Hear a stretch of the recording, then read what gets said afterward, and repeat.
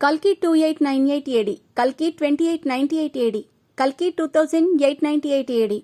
ఇప్పుడు దేశవ్యాప్తంగా సంచలనం అవుతున్న పేర్లలో ఇది అన్నింటికంటే ముందుంది. దీనికి కారణం ఈ సినిమా అంతలా ప్రభావాన్ని చూపిస్తోంది. రెబల్ స్టార్ ప్రభాస్ హీరోగా నటించిన ఈ చిత్రం విడుదలకు ముందే ఎన్నో అంచనాలను ఏర్పరచుకుంది.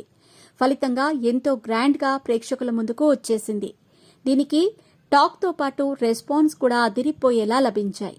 ఫలితంగా ఈ చిత్రం భారీ వసూళ్లను సాధించింది. మరి కల్కి 2898 ఏడి తొలి రోజు బాక్సాఫీస్ కలెక్షన్లపై ఓ లుక్కేద్దాం పదండి. తెలుగు హీరో ప్రభాస్ నటించిన పాన్ వరల్డ్ సినిమానే కల్కి 2898 ఏడి.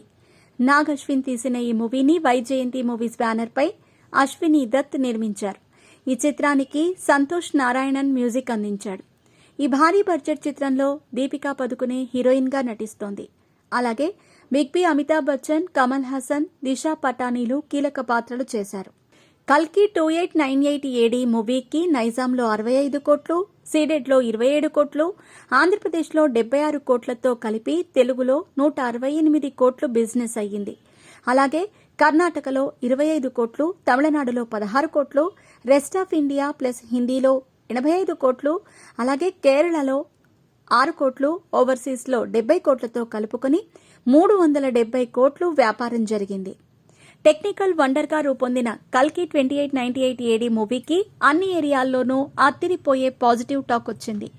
అందుకు ఏమాత్రం తీసిపోని విధంగానే ఈ సినిమాకు మొదటి రోజు అన్ని ఏరియాల్లోనూ భారీ స్థాయిలో రెస్పాన్స్ వచ్చింది.